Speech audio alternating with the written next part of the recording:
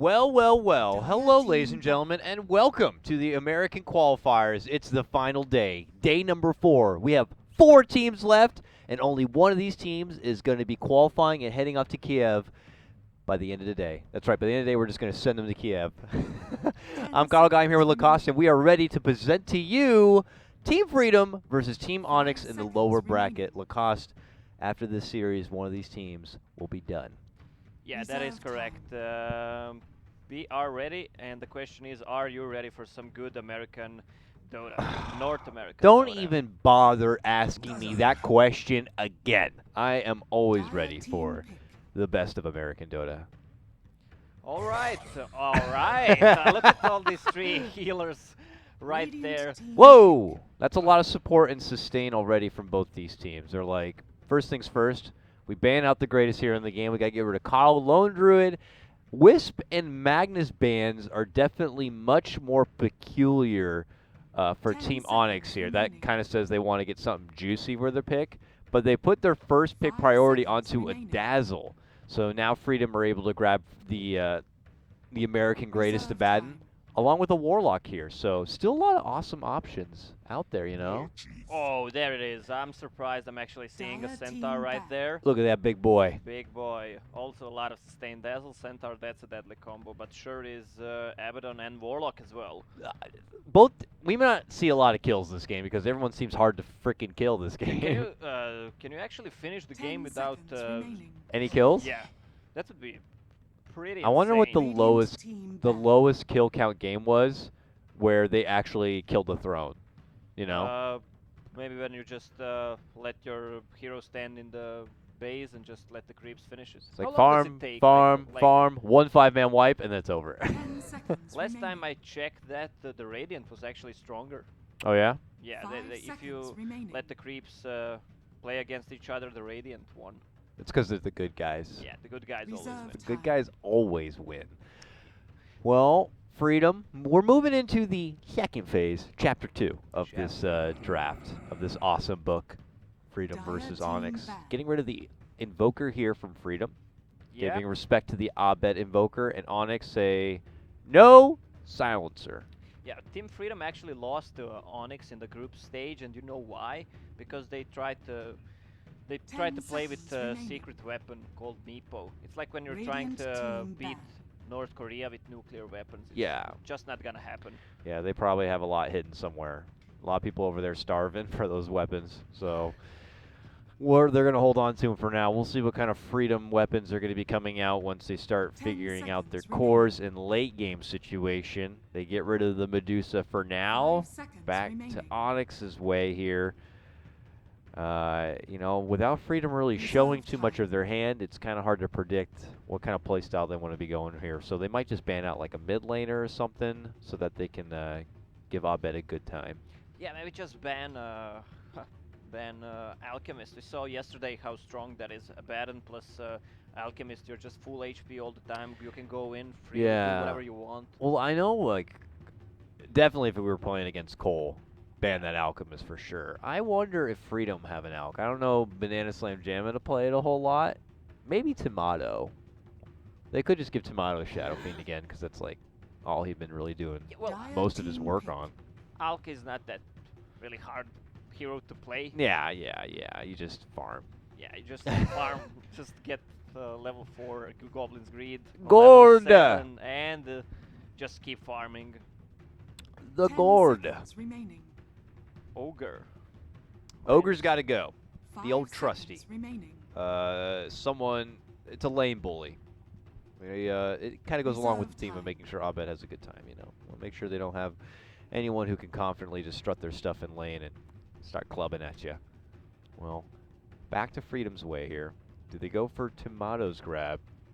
Lately, they've been preserving a lot of their core picks to the very end, so this could be a trusty Eagle pick.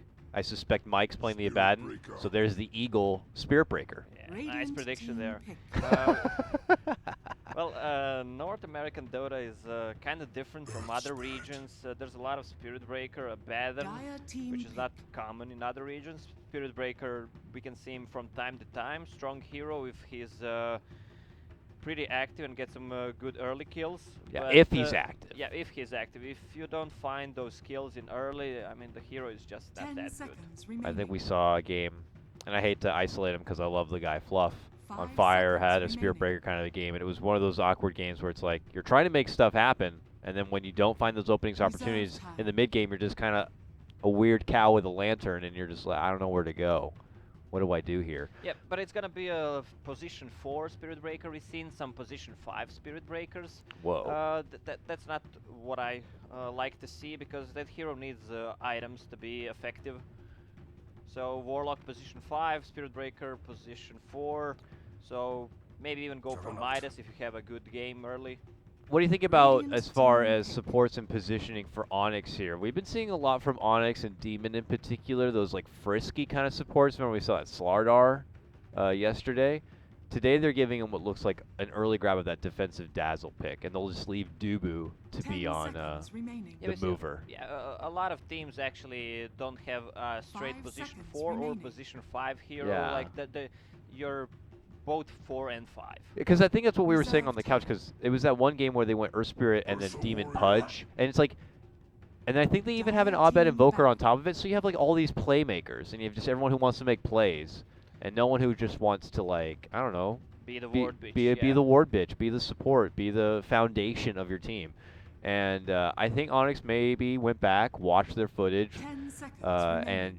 I don't know, leading in with a first pick Dazzle certainly a different 5 tone seconds remaining. than what we saw from Onyx previously. So here we go. We're getting to the juicy part of the draft there, Lagos. Yeah, these are the Juicy picks. juicy picks, the mid ones. Radiant That's what team battle. pretty much every team does. They just Mm. leave the mid hero for the last pick.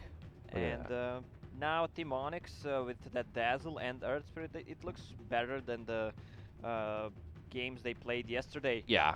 10 Because of that seconds roaming remaining. duo Pudge Earth Spirit, which is not that great. 5 And seconds well, remaining. Earth Spirit both games yesterday didn't have any farm because he was Reserve more of a time. position 5, so he was the one buying the wards and dewarding. So, Yeah. but still, you need the really good rotations early game to actually make that hero viable. Yeah, to make that happen, though, you need people to be able to rotate on. That was always kind of a downside when a lot of teams would be committing for those Earth Spirit picks early, is that for a while we'd be seeing like Queen of Pains in the mid lane, we saw Pottoms in the mid lane, Pucks, anyone who could just go, oh, Earth Spirit's coming, I'll just step back or step over. Yeah, you need to have some burst damage, kill potential in a mid hero, plus the Earth Spirit, then the enemy mid hero can't farm that safely. Plus Onyx has Ursa and Dazzle, which is pretty good lane. Oh, yeah. So Earth Spirit can just focus Yeah. on a mid and on the north lane. Imagine bottom lane, Ursa Dazzle together, and suddenly Earth Spirit rolls in, Yeah. 3-man heal bomb, Templar and assassin. Ursa just crushes through the rest. You're looking for someone who's able to Dire offer the team burst, pick. TA. Yeah, that's it. Earth Spirit and Templar Assassin will need to see the mid hero for freedom. Which but they banned the Alk, by the way. Yeah, but that's pretty smart actually. Yesterday we saw this same 10 combo: seconds Abaddon, remaining. Juggernaut, Healing Ward, Alchemist, 5 plus seconds let's say remaining. Shadow Ward from Warlock. There's so much sustain in a fight. Reserve All right, time. so no Alk here for Timado, and you got to be able to match up against TA. Do you go mega dirty here and get like Viper? I was gonna know say you would- Yeah, I Viper! know you were gonna say Because that. it's good against TA. It's actually good against Ursa. It's okay against Centaur. It's good to kite these like big brash. Yeah, baddies it who have to might get in be, close. Yeah, it might be.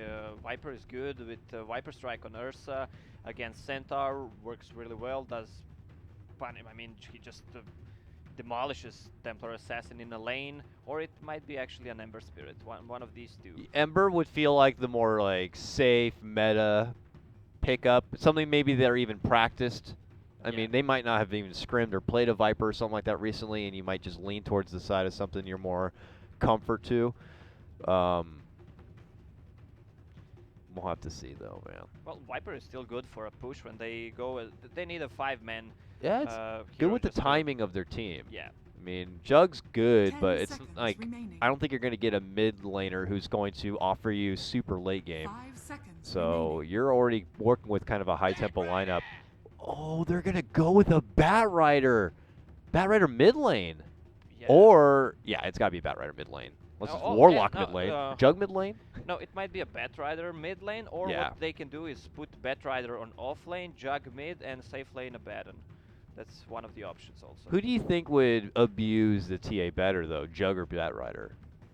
Like, Well, I'll be honest, Batrider yeah. is really strong hero on mid lane. I mean, TA can't move; she has a short range, and but I think they will go for what I said last, Batrider on off lane.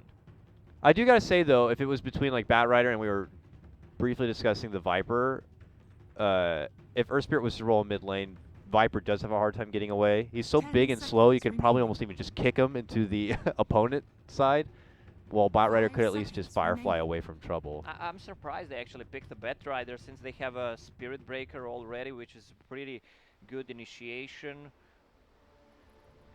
All right, looks like we're going to be getting into it here. Gotta start off with a brief pause here as we do get into it. Freedom versus Team Onyx in the lower bracket. So that means after this best of 3, one team will be done, and one team moves on to face Team NP in the lower bracket final. We witnessed yesterday at the conclusion of the American region, it was actually Complexity who bested Team NP in that winter bracket final and earned their grand final spot. A bit surprised there. I was actually expecting MP to win. They actually had it in the game too, but two diebacks actually from Envy and AUI cost them the game. It was crazy, man, and super hype at that. So here we're getting into it now, and I wanted to take that early peek and see exactly what's happening here. It's actually IX Mike on the Batrider here, and a hero he is very familiar with. I remember one of the first land, it might have been the first out-of-country land that I worked. It was a Starladder in Kiev, actually, and Mike was there with Team Fire, and they played Batrider. They first picked Batrider for Mike like every single game, and he actually did a lot of work to the point where eventually they had to just straight up respect ban it every single game against him. So Ix Mike is the legend. He's a legend! Not just of an American Dota, but worldwide. Worldwide. Universe-wide. They can't call him the M God, though. That's been taken by, I believe, Merlini, so he will be Mustache God instead. Yeah, all right. S God. Can he be an S God? We'll take an S God. S Stash God. All right, so Mike is flirting around that bottom lane here, which means that Timato is going to be sporting the Abaddon here in what looks like more of a core position in the safe lane. And shout-outs to Boris, the coach, apparently. Yeah, I would just wanted to mention that. Timato, I guess he 30 doesn't know that seconds he to needs the second word needs to be starting with the letter B. Like Boris the Blade, Boris the Brave, Boris the whatever. Boris the couch. Yeah, Well, that's not just right. we'll see. It probably will affect his performance, but we'll be the judges of that. Dual lane potential setup here as Eagle, in the meantime, has joined Mike by his side for that bottom lane, leaving what looks like BSJ The battle to be in the begins. mid lane. He has 2 shared tangos, a poor man's shield, and it looks like he'll be the one to be matching up against Abed and his TA. Yeah, well, Jug does fine in the early levels. Poor man's shield. I guess he's gonna get critical strike on level 1. If he wants to play more safe, he's gonna get Blade Fury for Earth Spirit, but Earth Spirit and TA level 1 can't really damage him. Jubei actually looking to roam in early. You don't suspect that from your Warlock. Early Fatal Bonds right into a Blade Fury. It does a little bit of poking damage onto Abed. It's super cute, but forces the immediate push of the wave here. I guess he's hoping that that will, in turn, bounce back the other direction, and he'll have the wave advantage. Yeah, exactly. On the bottom lane, there's a solo Ursa right now. Since Jimmy is on top, well, they need to help Ursa against Batrider. Yeah. Batrider has Windlace, Fairy Fire, and gonna rush towards Tranquil Boots. So he's gonna be super deadly and super high. Yeah, Batrider will love any one-on-one kind of a matchup. Certainly one against a melee core like this. So he is going to be feeling pretty good. And Eagle will be continuing to wait on those sidelines just in case an opening does present itself. Well, as you mentioned, Demon is hanging by the side of Bulba up here, just kind of poking out some heals where we're given. Jimmy needs to rotate to bottom lane right now. He's gonna get a TP probably and just TP there. Yeah, Dubu's here for now, but he can't really offer a whole lot of extra assistance to the Ursa besides pulling the wave. But, you know, we already talked about Dubu should be kind of moving around trying to make some plays, make some openings happen. So this is not really the job or position he wants to probably be in at this point in the game, but I guess something they're just going to have to settle for. Now it's a camping for the 2-minute bounty room, it looks like. Harry Potter, a.k.a. Bulba, is waiting there to be first in line. Yeah, Harry Potter, you can't really steal the rune from him. He'll take it. Walk on backhand. While bottom lane, it was going to be Dubu who snags it up. So Onyx claiming 3 of those 4 2-minute bounty runes. Yeah, there's a region there. Oh, this is big for Juggernaut. There is no dishonor in regeneration. BSJ will take that regen right back to the lane, sporting a 9-2 CS. Just falling a little bit behind the TA, 11-1, but you know that's a TA after all. Yeah, it's hard to last hit against TA with a melee hero because of the refraction. You don't have anything to remove the refraction with besides Blade Fury, but you don't want to commit to that. Psyblade's level 2, so you're gonna get harassed a lot because you're a melee hero. Yeah, for sure. Looks like in the meantime, Abed will step all the way off and around to the side and start making his own stacks in that close by ancient camp. Yeah, Ursa has that magic stick, which is pretty must-have against Vet Rider every time you're playing against him because he spams stick in a palm. He went for level 2 Earth Shock just to slow him as much as he can, which is good. What do you think about Eagle right now and what he's doing? He's just kind of been hanging by the side of this bottom lane, but I don't know if that's been also keeping Dubu in check across the lane. Both of them have been kind of planted down here and not doing what you would normally expect an Earth Spirit and a Spirit Breaker to do. Yeah, well, he is giving a lot of farm to Vet Rider. Vet Rider, second on the chart, 16 CS. That's pretty big. Yeah. It's just, you know, you figure normally they help them out till like they get to that level 2 or maybe level 3 right now, and then it's, you know, normally time to head out and do work. But I guess maybe Eagle keeps spotting Dubu, and it's just kind of like, well, maybe I should hang around just in case something breaks out, or once Dubu maybe shows himself elsewhere, I'll, you know, begin to get frisky. Yeah, BSJ just used the spin, trying to push the wave so he can go back to Shrine and heal up. Yeah, lane's going to be pushing all the way forward. BSJ will see an Arcane Rune. Nice little grab for him. And then as you talked about, he could always head back for the extra mana by tagging up that Shrine. Below, Mike chewing through a bit of life here and a couple of big stacks. Yeah, Ike's Mike's super farmed. He's level 4, has Yeah. 1k gold. 29 and 1 CS for him. He's big. Yeah, He's they big. want to use the Shrine as well. So they're going to go back to the lane pretty soon. BSJ spinning on mid again with that Arcane Rune. Pull down, 13 seconds left. All good. I'm surprised that Jimmy is still on top. I mean, he has a TP level 2. He's TPing right now. Yeah, TPing a mid, actually, with that. Demon has been kind of able to poke at the Warlock, Jubei's Warlock, in that top lane, kind of drawing his attention away from Bulba. So his whole purpose, I guess, in the top lane is kind of, you know, hoping that Bulba can get as much space as possible to solo farm up. But down and below, Abed caught away from his mid lane, charged in from Eagle. Dubu shows up, is able to connect with the Rolling Boulder and some Boulder Smash stun. And now he'll be the focus. He's going to hit him with plenty of sticky damage, and they're going to burn right through him. Mike will end up losing his own life, though, to Abed, and this could turn into a 2-for-1 turnaround. But it looks like Eagle will be able to get off the charge and a little bit of space between him and the TA. Yeah, both Jug and the TA skipped the bottle. Like they went for Aquila, Power Treads, and the Jug went for also Aquila. Huh. Is that just the circumstance of the lane matchup? Yeah, exactly. Yeah. Because they're playing against each other, they don't need that much sustain. No one's gonna dive. I mean, TA can still get the bottle after Lightstone, so it's all good. Jug will probably skip bottle. It's not good anymore. Let's check up here now. Tomato has been creeping up in the CS a bit himself.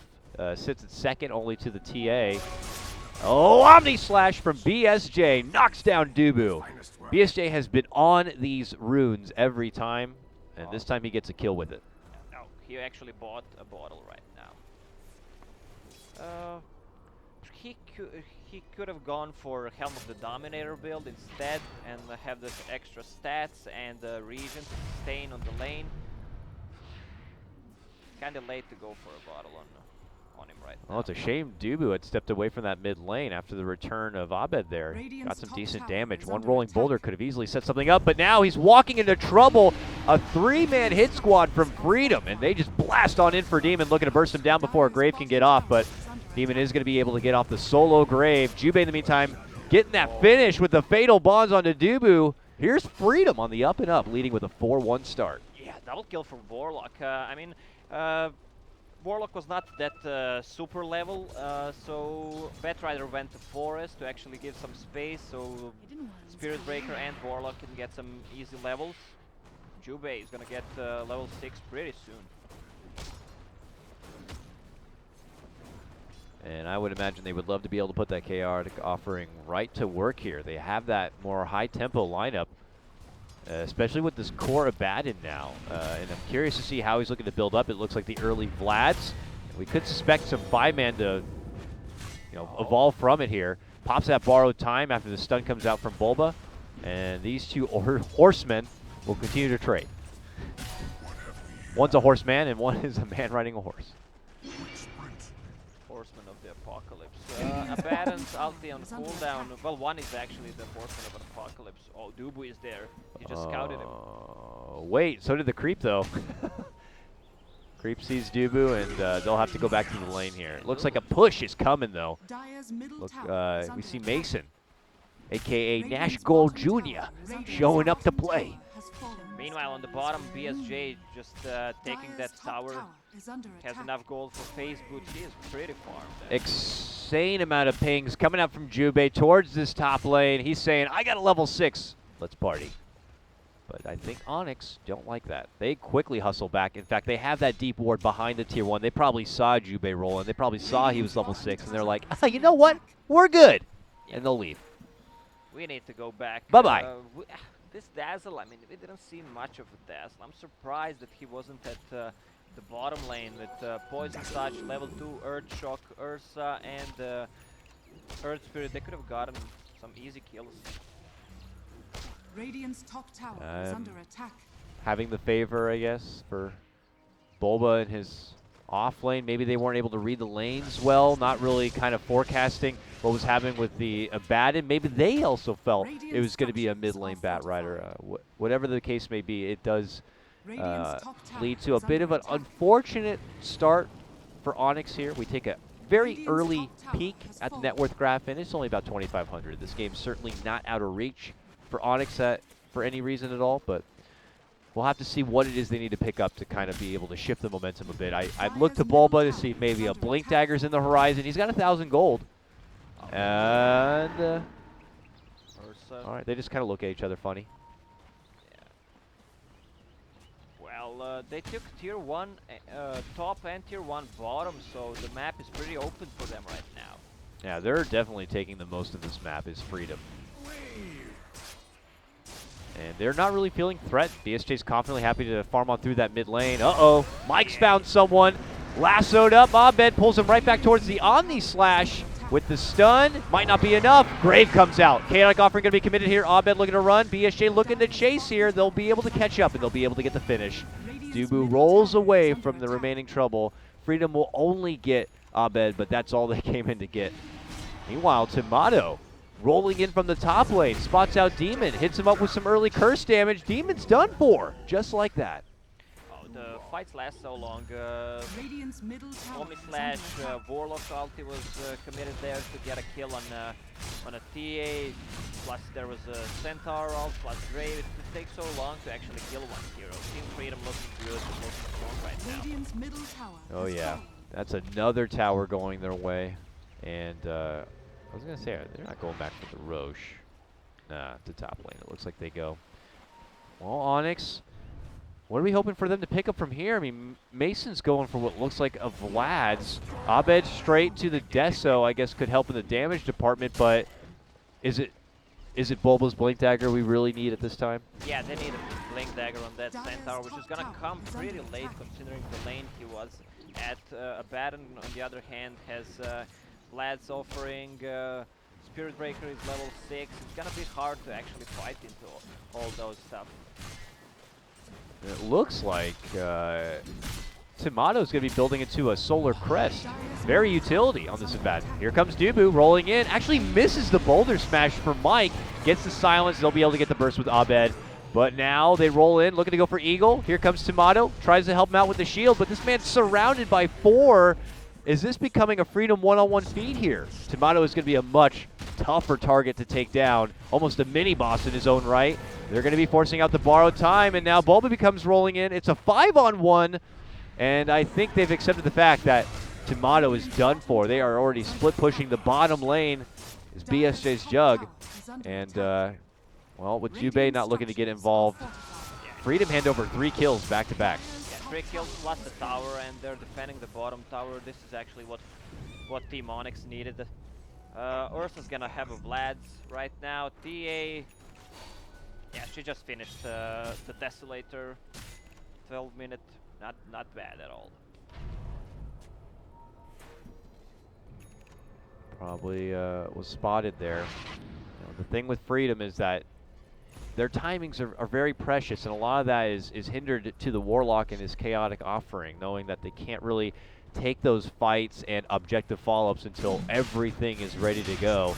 It is ready to go now, and if they're able to kind of get their attention over to the Roche Pit, you know, they can hold their ground here and oppose any threat from Onyx, but it seems like it may not be necessary. Oh, Yeah, I say that, but Onyx are kind of close. Onyx doesn't have vision, they just smoked, but do they know? Probably not, judging No. how Templar Assassin is moving.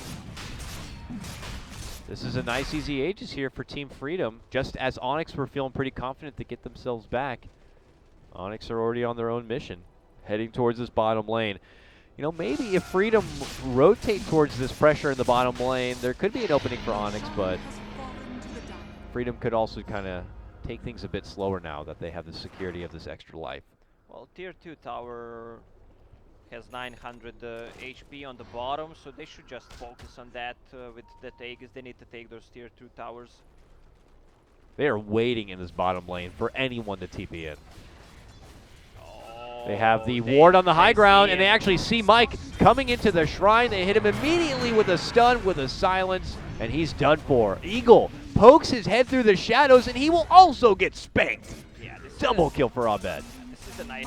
Oh, back and below, Banana Slam Jamma cuts up a Centaur with a nice Omni What are Slash, you and doing, he's just BSJ? rolling into the team. Banana, have mercy. Bottom tower is under attack. All right, the Assassin Man comes in and actually gets a Centaur kill with the Omni Slash there. He's crazy. Yeah, that was crazy. Like, what are I you mean, doing? He's super fast with phase boots and Yasha, but still, I mean, he has Aegis. Okay. Kick uses the same rock for the grip silence and then says Bye-bye. bye-bye. All right then. Well, how much does that end up helping out Onyx, it looks like, in the big picture of things? That has cut what was a 4K net worth lead in half, back down to 2K. Tomato and the company back on the grind here. They smoke up waiting behind their Abaddon. Mike now has his Blink Dagger and is actually very close to a Force Staff, but before finishing that, I'll take that as they want to tribute. go finish off an Onyx Oh, member here, they're and it looks going like they could to- get Abed. Mike, cut him off and get the lasso. He's not blinking yet. Dubu's there, gets the 2-man stun, gets the 2-man magnetized, but Jubei follows it up with a wonderful chaotic offering. With that and the Fatal Bonds, should do plenty of work. Bulba, though, able to jump in, gets the quick snipe onto the Warlock, and now him and Mason are looking to make chase, trying to get the catch on Eagle. Stampede comes out. Will they be able to surround him? Yes, they will. Eagle ends up getting dropped. Tomato casually rolls into the fight now, trying to make something happen. And then BSJ says, I'm ready to play. Can these two Freedom fighters do enough between this wealth of a Onyx squad? I don't think so. Tomato goes down, and Banana Slam Jamma will be going down next. They hit him with the stun, the slash, and he just lost his Aegis. BSJ, you're gonna go down as well. He is going to be made into a... Hate to hit and run. Uh-oh. Actually, he's gone. Okay, then. Where's mana? Where's mana for Ursa to actually use overpower plus ulti? Wow. But good play there by Onyx. There was no Jug ulti there. It was on cooldown. Yep. They committed so much to kill TA, and she just bursted the Bat Rider there. Were they not able to kill the TA? Yeah, they did get the TA down. died, Yeah. but, It took so so much. It took so much to do. They had to drop a rock, and probably wasn't an ideal situation when they were hoping to get the quick burst and run, but the cavalry showed up from Onyx. Bulba steps in, gets a wonderful initiation, just instantly executes and takes out the Warlock, and then at that point, Freedom were feeling a bit outnumbered with, you know, their core presence just not being there from the get-go. So, bit suffering, and this game is suddenly back even. another Cost. smoke from Onyx. They want to make a move right now. The rock is on cooldown. They want to make a use of that. Tomato mid lane. Seems alone, but Jube is right behind him. And so is Eagle. But it looks like there are other plans in store for Onyx. They're heading all the way up north to IX Mike. There goes the Stampede rolling in. See you later, Mike. See you later, alligator Mike. He just gets easily handled in that top lane. Ursa has a blink Oh, they dagger. see Eagle too. He drops a ward. They drop a new ward where they already have a very nice ward. They may have seen that ward go down. They're drawing on the mid what they want to do. Yeah. They're already How many behind stones them, does but, Dubu have? Yeah, Team Freedom knows what. Dubu with 3 stones. First connection. Onto Tomato, slows him down. BSJ thinks about rolling in, then quickly 180s back. Onyx are here to make moves for the tier 1 and get as much as they can in the window of opportunity while there is no chaotic offering. But look at this, it's Freedom now considering a movement forward. Dubu will slow them down. Eagle takes a couple of shots and then will not be able to get any sort of catch with that Nether Strike. Rock is ready. Flaming Lasso is ready. They must be watching that cooldown on the timer on the side of Onyx. Yeah, exactly. Because they pulled away the second they're like, ooh, it could be up. Abaddon went for interesting build, Medallion of Courage. He wants to upgrade it to Solar Crest. Yeah. Because of all the physical damage from TA and Ursa, that's a really good pickup. It's gonna Look be a at big this item. smoke. Freedom rolling through the mid lane, but they could be heading up into high ground where Abed is waiting. And Dubu. Will they show themselves? Oh, they spotted him. Oh, nice. Insta silence there from Dubu. Oh, he's not going to be able to roll away, though, but he did get the save. Will end up getting dropped. Dubu will tank that smoke gank. But that could have been a lot worse for Onyx if Freedom were able to get a good jump there. So instead, they begin to pressure this tier 2 in the mid lane. Onyx not there to defend. They're actually heading up towards this top lane, maybe waiting for one of Freedom to rotate back and stop that push. They want But- to pressure that tier 2 tower and go on top. Oh, charge is already committed. They're defending it, actually. They will see Mason. He's running out, but they don't have a way to cancel that TP here.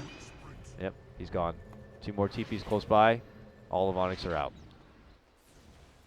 Abed was really quick there on reaction. Batrider blinked in, he instantly blinked out, or X-Mike was slow, Dire's whatever you top want, but tower is good under reaction attack. from Abed actually.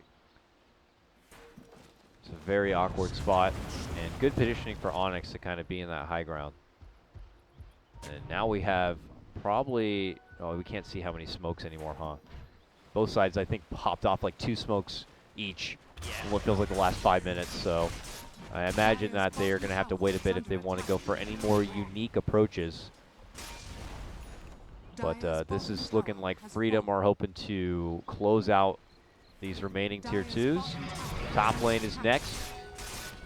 We don't see Onyx defending it. It looks like they're going to go for their own trade. A tier 2 in this bottom lane here. This game is pretty damn close.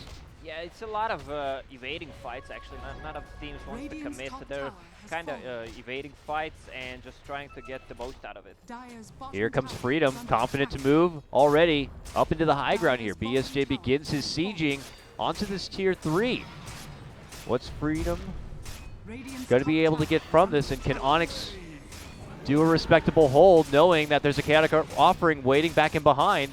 BSJ goes to the Blade Fury instantly and rolls on back. Mike makes his move, gets Abed with the lasso, pulls him right back into the team. There goes the Omni, there goes the Rock. They're going to be able to burst him down. He is out 50 seconds, does have a buyback, and actually may need to use it here. BSJ looking to go for the finish on the tier 3, can't quite get it done. Jumping from Bulba, does get the BSJ hit, but he Blade Furies again right back out of there. Eagle moves it for Mason, hits him with a Nether Strike, bumps him out from the base, but they're not going to be able to get good connection yet. A lot of softening up, but the buyback has been forced. Yeah, Freedom might actually continue there. There was no grave from Dazzle on that TA. Abed Middle tower is under Radiant's back top into tower action has here, but fallen. Freedom get their tier 3, and it looks like that's really all they wanted. And I can't really blame them. Good push, tier 3 down, forcing out a buyback after taking down Abed. That's got to feel pretty good. Yeah, plus they got a lot of gold from that.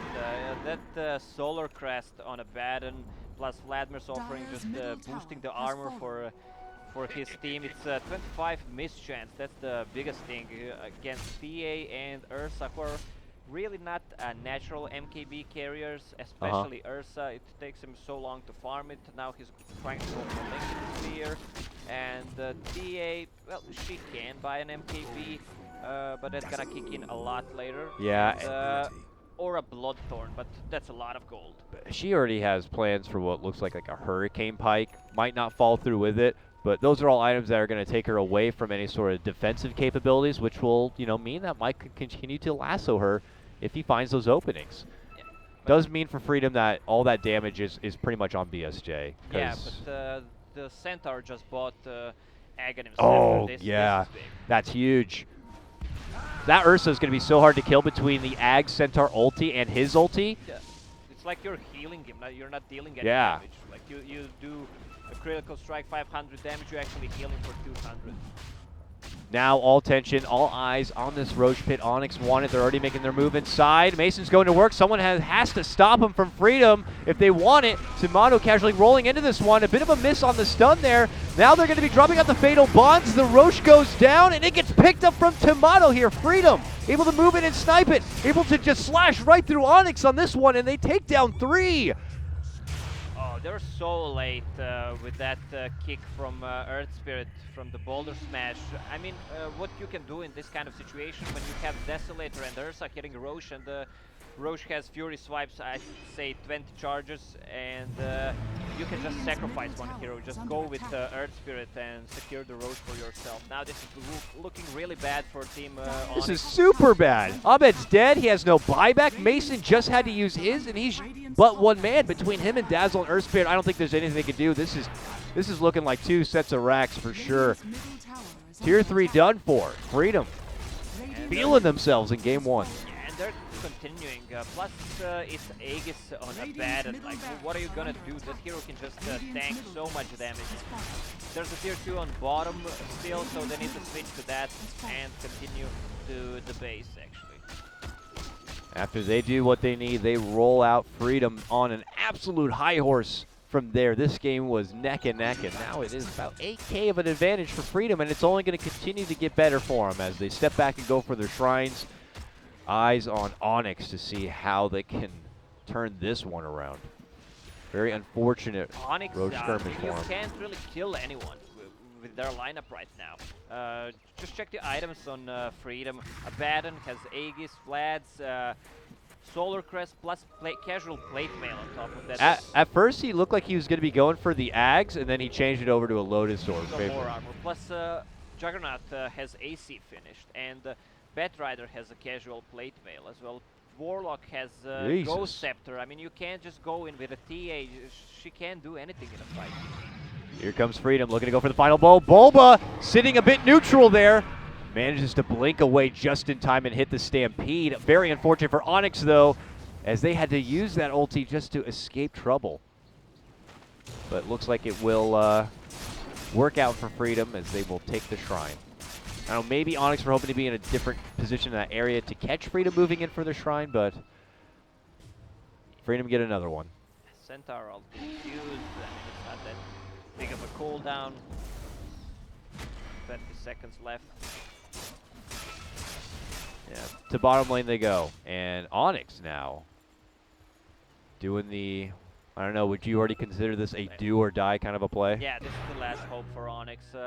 Dazzle just used the ulti. They want to go in. Here we go. It's a pretty nice position. They're flanking them from the north, but they're going to need to hit the right target Warlock or Batrider. Warlock and first. take him out fast.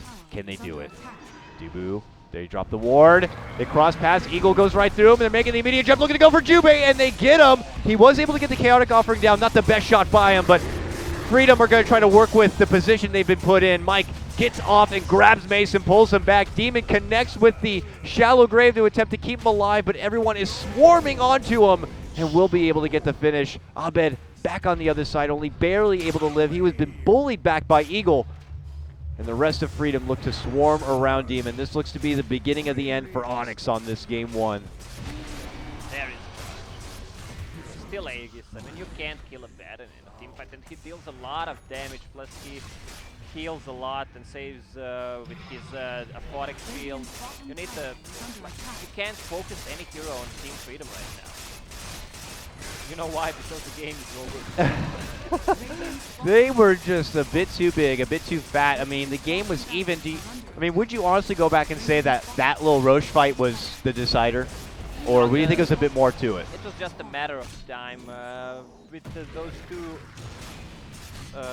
physical damages, Templar Assassin and Ursa with all that armor on the side of Team Freedom, plus all that heal, the heroes themselves have really high base armor. It's impossible to take them down. It comes to that. When they go S5, you can't really win a team fight anymore.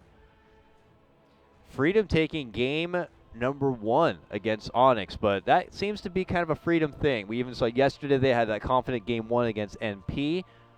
Do you think that they'll be able to continue holding on to this? Would you consider that game 1 a bit of an upset based on the draft, or were you pretty confident with Freedom kind of even going into the game? Well, from what I see, I think a team that picks a Baron in North America, this team wins. Like if And it's crazy to see how all the different ways they've been using this Abaddon too. This is not the first time we've been seeing a core Abaddon position. It's just like the Swiss Army knife support / core of this region right now. Yeah. Well, Team Onyx, on the other hand, seems like they didn't learn their lesson yesterday with that Earth Spirit picks. Both games, it doesn't seem to work out for them.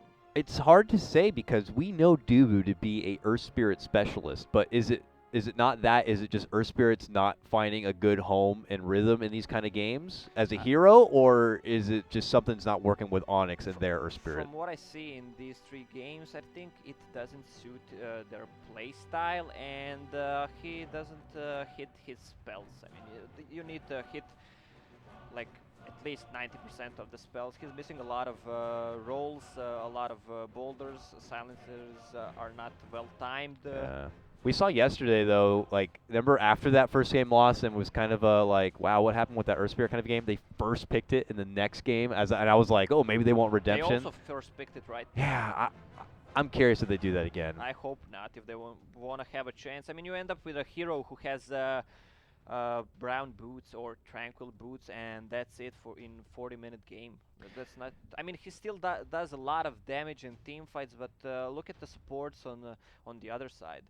Jubei with Midas, with Ghost Scepter boots. He has a lot of gold on top of that. He didn't even buy anything. You have Eagle with Shadow Blade, Urn, and yeah, Eagle found a way, and he wasn't even like charging across in the early game. He was pretty much parked down in that bottom lane, and still managed to find a good rhythm for himself. Got to give props to Banana Man himself, 6-0 on his jug.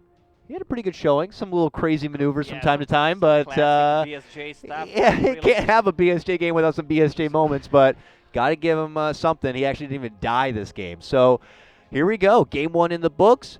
1 game left, potentially for Onyx. They need the win or they are out of their Kiev major run, and Freedom will be moving on to Team NP. We'll cut to a break when we return. Myself, Dakota, and Lacoste will be back for more American qualifier action. See you guys soon.